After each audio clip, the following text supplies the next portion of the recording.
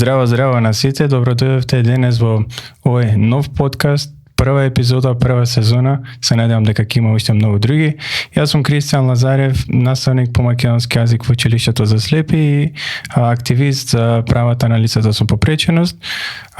Сакам да направам еден убав подкаст во кој што со мои драги гости, некогаш блиски, некогаш не толку блиски личности, ќе разговараме баш за она што е актуелно и значајно за нас како лица со попреченост, бидејќи многу ретко имаме можност да се појавуваме на емисии, многу ретко можеме да кажеме без филтер што е она што ни пречи, што е она што навистина можеме или треба да го правиме. Па затоа и овој подкаст го нарекувам "Не чекајќи го Годо", во кој што се вели дека не треба ние да го чекаме нашиот спасител, нашиот човек кој што ќе ни смени работите, туку ние самите треба да реагираме и да го правиме оно што е најдобро за нас.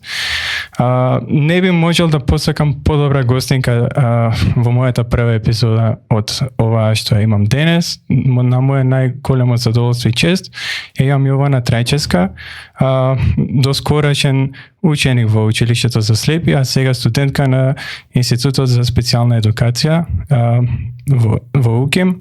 Јована, здраво, добар ден, како си? Добар ден, Кико, ти благодарам што јас имам баш таа чест да бидам твоја прва гостинка во овој подкаст. Навистина многу ми значи и ти посакувам една многу плодна соработка понатаму со многу други гости. Ти благодарам. Јас веднаш би сакал да потенцирам дека ти си личност кој што ми има фасцинирано мене многу пати изминативе години. Најпрво како ученичка, знам дека ти користиш право писмо најдобро од она што го прават младите генерации и ќе зборуваме за сите тие теми. За почетокот би сакал да започнеме со твоето детство. Знам дека ти си дете кое што има почнато да учи во училиштето уште од најмлада возраст, од прво одделение. Па сакам да те прашам како е да се има на некој начин детство во Ресен и детство во Скопје, односно две детства, што би рекол некој. Дали е навистина толку страшно како што некои луѓе сакаат да го створат тоа како мит во општеството? Па, страшно. Не би рекла дека е страшно, ама дека е едно интересно искуство дефинитивно е. Би сакала малку да се навратам на тоа како јас дознав за училиштето.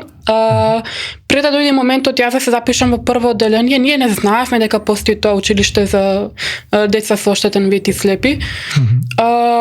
Тоаш не беше нели толку актуелен веќе интернетот, Facebook, дома си имаше само еден компјутер, немаше секој смартфон и така натаму. Тоа беше 2012 година.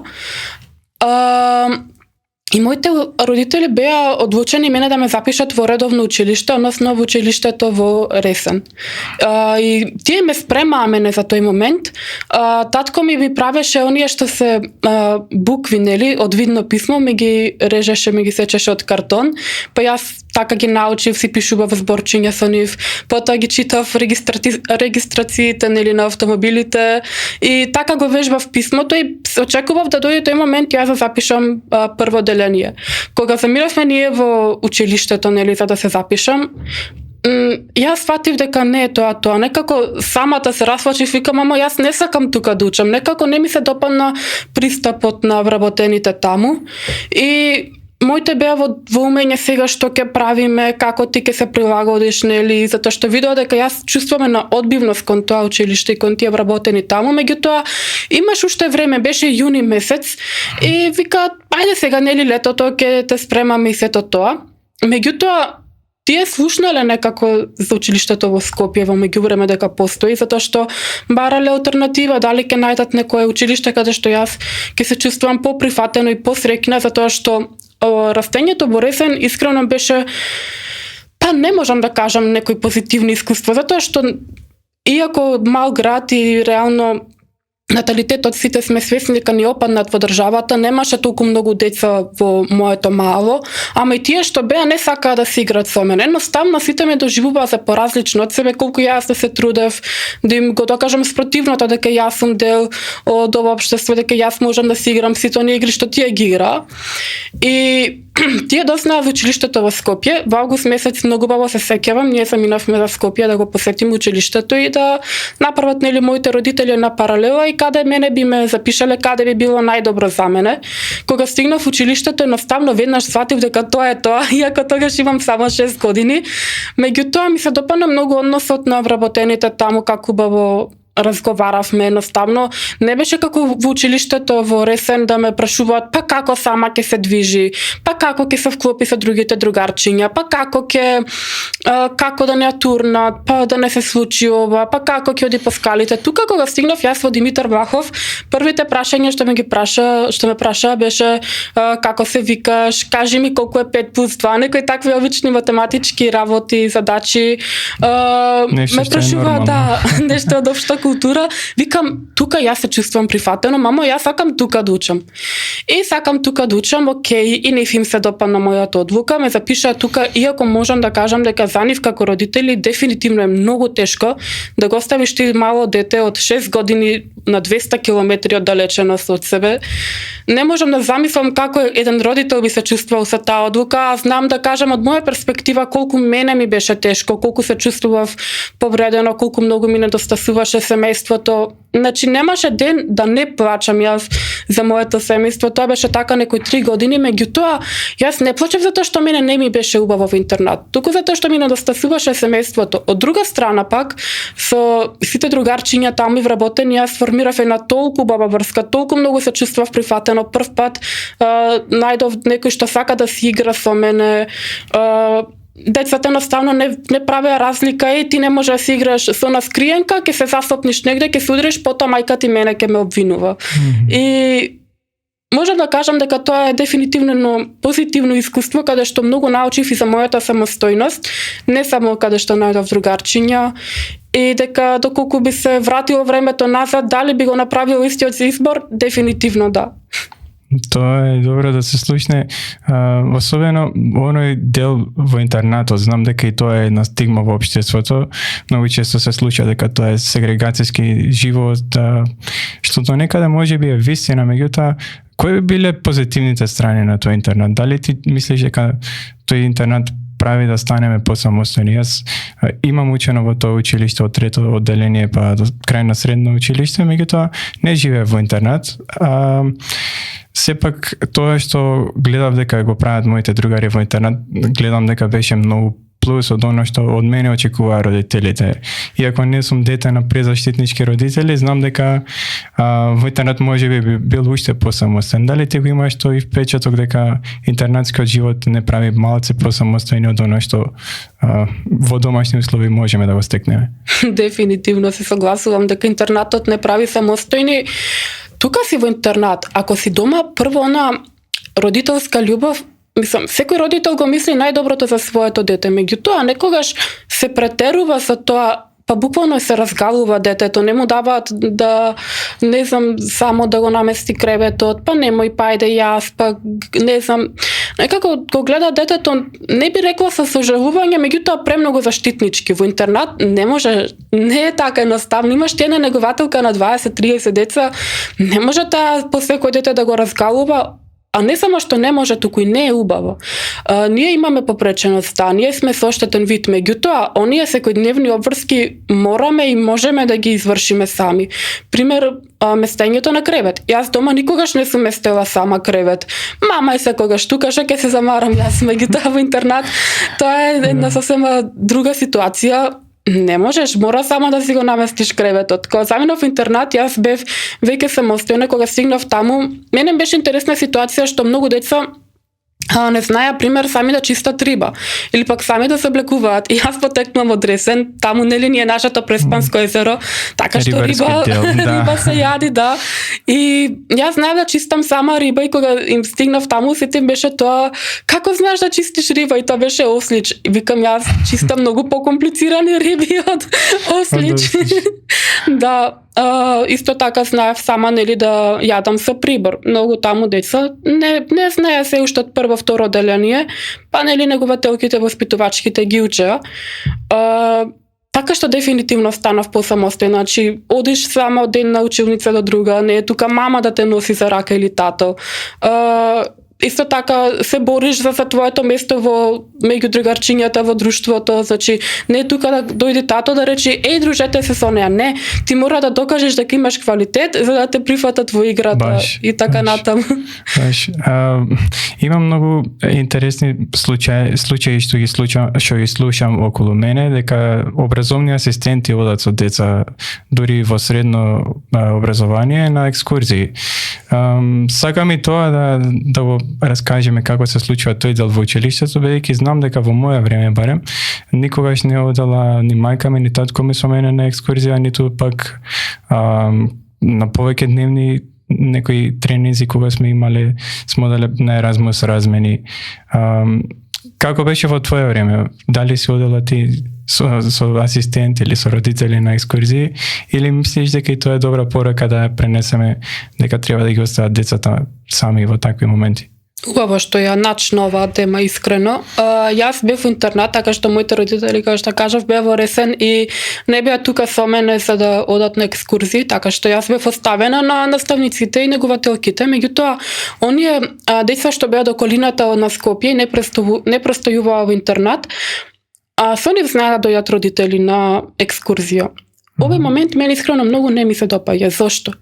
Затоа што мора ти детето да го оставиш да се научи само. Мора да биде самостојно. Значи, не може цело време да трчаш по него и чекај мама ова, чекај мама тоа, дојди ќе те водам за рачен. Не е тоа убава ситуација, затоа што децата викаат, ова дете е дојдено со асистент, со мајка, со татко, сега ни е незгодно да си играме тука пред мајка му, оние нели детски игри, и не го вклучуваат во игра. Не дека те имаат нешто против детето, меѓутоа им смета присуството на возрасен човек. И затоа сметам дека е убаво да во тие ситуации каде што може детето да биде оставено само без надзор од возрасен, односно без надзор. Нормално возрасен би требало да има, меѓутоа настрана, не тука да седи со децата, за да може тоа дете само да се бори за себе, да се вклучува во играта и другарчињата едноставно го гледаат поинаку. Истата ситуација и денес со тие образовни асистенти во училиште. Значи не е окей на образовниот асистент да седи цело време до детето, значи другарчињата едноставно го одбегнуваат, особено во оние тинеџерски години, нели во средно образование, не го прифаќаат баш присуството на возрасен човек во нивното одделение. Асистентот добро да помогне доколку треба, нели детето некаде доди каде што не би се снашло со стапче, да прилагоди материјали и така натаму, меѓутоа доколку нема некоја навистина голема потреба да биде до детето, не би требало да биде. Значи детето работата е да се научи да биде самостојно. Средното образование ќе заврши, меѓутоа нема со него цел живот има некој да седи до него и да му помага и така натаму. Така ете да упатиме на порака до сите образовни асистенти што не слушаат, гледаат во моментов, дека треба малку да ги самостојат децата, особено во средно образование, оние што можат да бидат седнати со други деца во класот, да гледаат да им помогнат само толку што им е неопходно, нели? Дефинитивно и до асистентите, меѓутоа и до родителите. Јас пак ќе нагласам, разбирам дека родителот го мисли најдоброто за своето дете, меѓутоа не треба таа љубов да премине во разгаленост и потоа детето ние да направиме еден паразит, да не знае само да си наполни чаша вода, да не знае да си изготви нешто основно за јадење или така натаму. Значи, мора децата да се учат на самостојност. Имаат попреченост точно, меѓутоа не се тие паразити, така да се изразам, мора стварно да се учат на самостојност. И добро е што го кажеш ова, бидејќи ти не си само лице со ошетен вид, ти си веќе експерт на некој начин и специјалист, бидејќи учиш специјална едукација, веќе завршуваш прва година. Сигурен сум дека за многу брзо може и колеги ќе бидеме, така што тоа многу ме радува и ова го кажуваш, знам дека е од малку и од експертска страна, така што драго ми е. Кажи ми како ти е на факултет. Јас студирав пред 10 години, веќе 10-11 години, остарев леле. И во овој период, дали се смени нешто? Во моје време, најсветла точка на студиите ми беа професорите, искрено тие најмногу ме поддржуваа. Она човечно што има во себе, мислам дека таа направи да ги завршам студиите успешно. Се друго беше многу тешко, административниот дел мораше секогаш мајка ми, сестра ми, некој друг да пополнува индекс, пријави, административниот дел беше хаос, материјалите беа хаос исто. Секогаш учевме од скрипти, од учебници што никогаш не беа електронски, па морав сам да ги скенирам. Како е сега? Каква е ситуацијата? Подобрано ли е малку, особено ти си на специјална едукација? Како е на специјална едукација? Жал ми што ќе кажам ова, меѓутоа не се има нешто многу променето, ама да, луѓето се трудат дефинитивно. Можам да кажам дека она што е до луѓето, дека тие го прават тоа, ама некогаш не е до поединецот. Иако нели велиме од поединецот почнуваат најголемите промени. Административните работи исти се како во твое време. Доволна една реченица. За учебниците, тоа е интересно. По некои предмети имаме учебници и учиме само нив. Тука повторно е оној дел ти што го велиш, се скенира учебникот лист по лист, потоа се претвора во PDF формат, па јас така го учам од телефон. По други предмети пак нема учебници, се учи само од презентации. По трети пак има учебници, ама се толку многу застарени информациите во нив што повторно се учат презентации. Кога има презентации, искрено на мене ми е многу полесно, затоа што не морам да го скенирам учебникот, ама и кога нема, стани се па живеј, како да кажам. Искрено, јас пред да почнам на факултет, се мислев како ќе учам, како ќе ми биде. Не е тоа баш така лесно да кажам, затоа што основно средна јас учев нели во специјално училиште за деца со оштетен вид. Таму мене сите материјали ми беа прилагодени. Јас таму имав се на Брајево писмо. И да немав учебник на Брајево писмо, ќе си напишеш на час во тетрадка, си учиш. И мене ми е многу полесно кога учам читајќи на Брајево писмо, отколку кога слушам информација од телефонот, нели, преку екранскиот читач. Меѓутоа, на факултет немам ништо на Брајево писмо, морам се да учам од телефон, односно благодарение нели на екранскиот читач, и се навика во животот. Можам само тоа да го кажам. Колку да ми следеше застрашувачки тоа во средно, па како јас на факултет, па како ќе учам. Љубовта кон професијата прави чуда. Можам само тоа да кажам. Ми го одговори следното прашање, тоа ми беше дали има на факултет барем еден учебник на Брајево писмо. Апсолутно ништо нема. Ајде, нека биде ова повеќе до институтот да работиме, можеби и заедно да направиме барем еден, оние со оштетен вид да бидат на Брајево писмо. Ете да покажеме некоја инклузивност на дело, бидејќи инклузијата многу сакаат да ја коментираат, особено оние што се на некакви функции, па да зборуваат дека тие прават чуда за нас. Јас тие чуда се уште не ги чувствувам, не знам дали тоа магично стапче ме промашило или не, меѓутоа, што мислиш ти за инклузијата? Општо не мора да биде само за образовната инклузија, инклузија во наопшта смисла, што мислиш? Дали се уште тоа кај нас само илузија, некоја желба или повеќе од желба? Кој е твоето искуство? Искрено, инклузијата убаво звучи вака на хартија, да кажам, теоретски, меѓутоа малку е поразлично во пракса. Инклузијата е навистина убава работа, морам само тоа да го кажам како прва. Мора да се социјализираат самите лица со попреченост, меѓутоа и оние без попреченост да сватат дека во општеството има и други кои што се поразлични од нив, но сепак слични, како да кажам.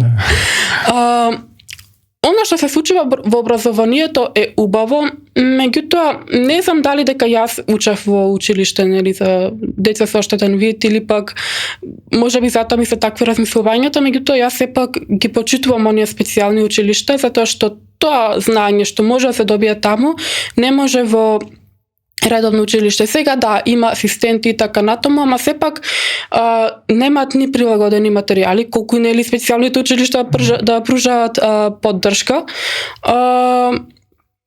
И така, мислам, децата се уште мали, во основно, а во средно пак други работи им се напамет, не им е напамет тоа на инклузија, социјализација со лицата со попреченост, така што имам информација дека и деца со попреченост кои што учат во редовно училиште од она првична желба да имаат другарчиња, да бидат социјализирани, дека пак ги избегнуваат нивните врсници и не се дружат толку многу со нив, а од друга страна пак има малтретирање околу материјалите за учење мора ете нешто да скенираат, образовниот асистент секако помага премногу.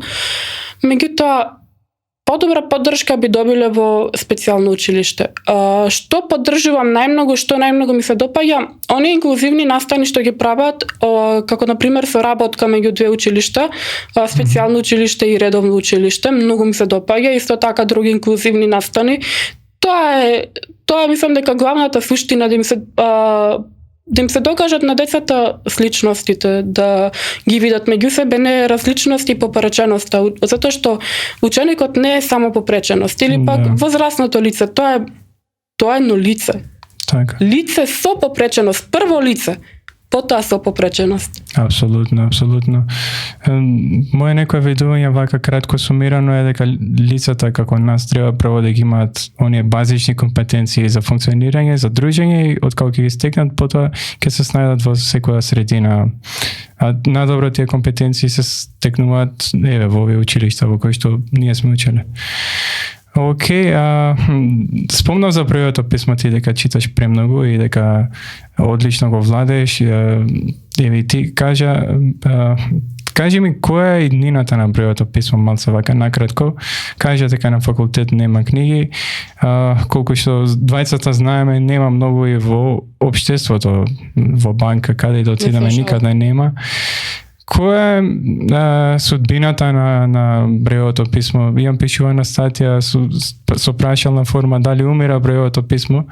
Што мислиш ти, ќе изумре ли брејовото писмо за кратко време кај нас и што треба да направиме да не дозволиме да умре? Па, жал ми е што ќе го кажам ова, меѓутоа бревото писмо полека исчезнува. Дека ќе умре целосно нема, меѓутоа дека ќе се намали уште толку тоа, секако го нема ти кој што кажа многу кај нас, меѓутоа ќе изумре. Што делимично затоа што не се стимулираат децата да читаат и да пишуваат, особено во редовно училиште, немаат баш како да го научат тоа брево писмо, а што благодарение на технологијата. Наставно се оди напред и технологијата и со тоа нели и нас ти се леснети некои работи, не ни е потребно бревото писмо, меѓутоа јас сметам дека тоа е сепак потребно. Јас знам брево писмо. Сега моментално не го користам затоа што немам книги, пак ќе кажам, да купувам хартија и да пишувам ми е скапо. Меѓутоа милетна мисла. Меѓутоа ете потребно е бревото писмо. Убаво се развива мозокот едноставно. Човек што не го знае никое писмо е неписмен човек. Лошо звучи, меѓутоа е така. Значи, бревото писмо се учи уште од прво одделение. Не е тоа важно само за читање, иако тоа му нели првичната намена, туку и за развојот на децата мозокот, онај пренос прст мозок, нели, затоа што бревото писмо се чита со прсти, и тактилитетот. Значи, многу баба се развива тактилитетот со бревото писмо, се развива мозокот, размислувањето, допирам нешто тука, ама која буква беше ова, потоа нели се вежба и брзината. Многу е важно бревото писмо. Да, ќе изумре благодарение на технологијата, благодарение на тоа што не се печатат многу книги, меѓутоа е потребно. Навистина е потребно. Добро, може би и технологијата па ќе помогне, бидејќи во многу држави каде што се во употреба бројовите дисплеи, кои што се дигитални уреди за презентација на брево писмо, помагаат и гледам прилично многу ги користат во Австрија, во Германија, на запад. Така што еве со училиштето имаме некои напори од минатата година, веќе да обезбедуваме бреви дисплеи за секое дете. Се надам дека за 10 години ќе имаме повеќе бреви читачи како што си ти. Искрено тоа многу ми се допаѓа, извини што те прекинав, што нашето училиште ги воведува бревите дисплеи, буквално ги воведе јас од кога матурирав. Да, ти беше малку несрекникот во таа ситуација, меѓутоа што да правиш, јас тоа дојдов. Сега што е лошо со тие бреви дисплеи, иако се многу користни и потребни сето тоа, меѓутоа проблемот е што не секој има пристап до нив. Конкретно јас никогаш во животот не сум видела брев дисплеи. Зошто? Затоа што се многу скапи прво, второ и да не се толку скапи, ние немаме едноставно од каде да набавиме такви помагала. Јас обично бело стапче немам од каде да набавам, мора да се молам, па јас ќе најдам, па ќе го нарачам во некоја друга држава во странство, па таму да стигне некоја адреса на некој мој познаник или роднина, па тој кој ќе доаѓа за Македонија да ми го донеси. Тоа малку мислам дека треба се среди законски да можеме ние тука да ги нарачуваме потребно. Значи без бело стапче јас сум врзана, јас не можам никаде да одам, зависам од некој друг. Тоа со белите стапчи. Затворена сум, во слобода. Тоа е една цела голгота која што уште трае. Јас сум бил во комуникација со Фондот за здравство и тие велат дека да, на фондот на негов трошок може ние да ги набавуваме, меѓутоа кога ќе ги набавиме не ги признаваат фактурите биле на странски јазик, па треба да се преведуваат на судски преведувач, троши е многу повеќе отколку што вака ќе го набавиме. Мора законски се средат тие работи. Апсолутно. Добро, вака како за крај, што би порачала ти на сите родители кои имаат деца со ошетен вид? Има многу кои што имаат мали деца или сега родени тазе, некои што се тинеџери. Што би им порачала ти нови родители? Што би им порачала на самите деца? Се надам дека некои од нашите ученици ќе гледа оваа емисија. Па и на институциите, на оние што се експерти, особено што работат со луѓе со ошетен вид. Што да направат тие, што треба да направат за животот да ни е вистински инклузивен, вистински пристапен, да бидеме успешни, а не само на хартија тоа да звучи убаво. Имам многу тука што да кажам искрено. Ајде ќе се потрудам малку да сумирам да не бидам толку долга. Најпрво до самите деца, ученици и возрастни лица кои што имаат оштетен вид.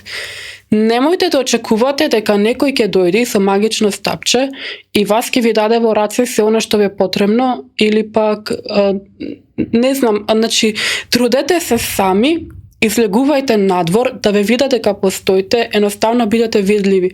Бидете активисти, не мора бидете активисти, движете се сами, одете сами, да, тешко е. Не велам дека не е, меѓутоа и јас сум целосно слепо лице и знам како е. Значи мора сами да се трудите во животот.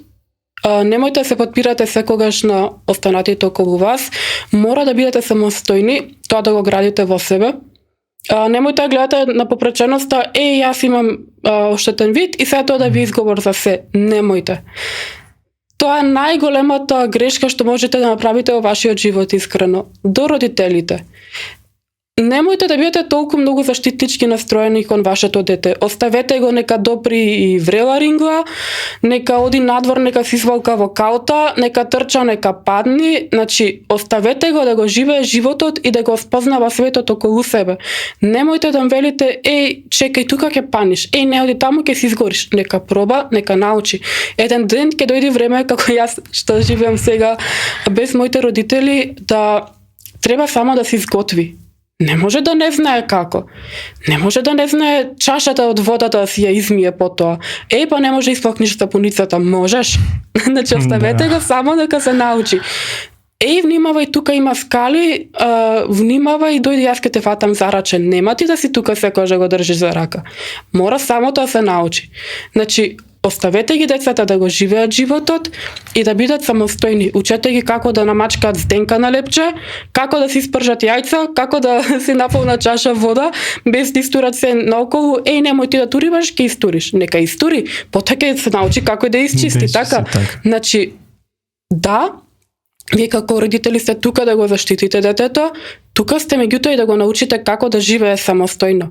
Тоа нема да биде вечно дете и тажно е ова што ќе го кажам, меѓутоа нема вечно да биде и некој друг со него тука. Да, и тоа е природно. Така, некоја порака за институциите или за нашите експерти, бидејќи многу сакаат да зборуваат за експертски работи, за стручни работи, а никогаш не биле ни на 2 минути без вид. Така што би им порачала на оние експерти кои што никогаш не биле без вид, од некој што тоа го живее 24 сил? Нека пробаат да видат. Нека ставате на маска на очи и нека пробаат. Па потоа нека зборуваат. Надвор да прошетаат, така. Ми сакала само уште еден краток апел до институциите. Мене ми е навистина многу жал што не се вложува многу во нашето општество. Иако знаат дека ние постоиме како лица, најмногу што ме боли што во јавниот превоз ги имаме она што кажува која следна постојка и така натаму, никогаш не се пушта. Мене ми е криво што јас не можам сама да одам на факултет, јас живеам во Кисела Вода, мене факултетот ми е на Битпазар. Јас како да стигнам до таму кога не знам кој автобус кој број е и да се качам во автобус не знам која постојка е следна, иако јас тоа го следам на Google Maps, меѓутоа многу би било полеснувачки ако имаат пуштена знам јас која постојка или пак шоферот да застане кажи јас сум број 70, дали ти требам, пример. Друго, да апелирам малку сакам и до културата на луѓето. Кај нас автобусите навистина ги нема и тие што ги има се ретки и секој се труди да се пикне што е можно нели внатре побрзо да фати местата што автобусите се пренатрупани. Не те гледа тебе дали имаш попреченост, дали си стар човек и снемоштен, дали си мајка со бебе во рацете малечко. Луѓе, не брзајте. Автобусот е потреба на некој што на вистина му треба. Значи, стар човек не може да оди, него му е тоа потребно. Јас, лице со оштетен вид, 3 километри јас ги спешачам до факултет, меѓутоа дупло побавно од вас, затоа што патиштата не се такви какви што се. Да, апсолутно целосно непристапни. Речи се никада нема правилно поставено ни патеки, ни семафори. Нема ништо, катастрофа. Така е, меѓутоа, еве да не звучиме премногу песимистички, но реалноста е таа. Се надам дека оваа епизода ви беше интересна. Јована има многу што да каже, јас тоа го чувствувам, меѓутоа не сакам овој подкаст да трае 3 дена, сигурно ќе викнеме и втори, трет пат и ќе ни биде чест гостин, меѓутоа колку за прв пат мислам дека ова беше доволно, ти благодарам за се што каже Јована. И ви благодарам на сите вас кои што не гледавте до сега до крајот на емисијата. Следете не повторно, следете не и следната епизода. Ќе вклучиме и други деца, други млади луѓе, повозрасни луѓе, секој има што да каже, лицата со попреченост се многу интелигентни и тоа ќе го докажеме и покажеме преку овој подкаст. Само сакам да кажам дека ние нема веќе да го чекаме годо, ќе почнеме да делуваме и тоа е се за оваа епизода. Би сакала, ја ти кажам и тебе благодарам што ме покани. Се надевам дека повторно ќе се дружиме, затоа што ова не беше ни една стотинка од она што јас сакам да го кажам. Друго, многу ми се допаѓа концептот на овој подкаст. Прво, затоа што ние да се слушнеме меѓу себе, да бидеме мотивација на другите деца, лица со попреченост, меѓутоа и на нивните родители, оние кои живеат околу нив. А друго, и за самото општество, да видат дека ние постоиме, дека можеме, дека сме еднакви. Така. Па се надевам и на соработка и се надевам дека овој подкаст навистина ќе достигне својата цел, дека ќе пробудиме дека ќе пробудиме кај луѓето онаа желба да сакаат повеќе да не запознаат и да не гледаат само како некои вонземјани во општеството. Така, да не биде од она, како што рече ти пред малку, од лица со попреченост да не гледаат само по последниот збор. Ти благодарам уште еднаш, ви благодарам уште еднаш на сите што не следевте. До следното гледање. Пријатно. Пријатно.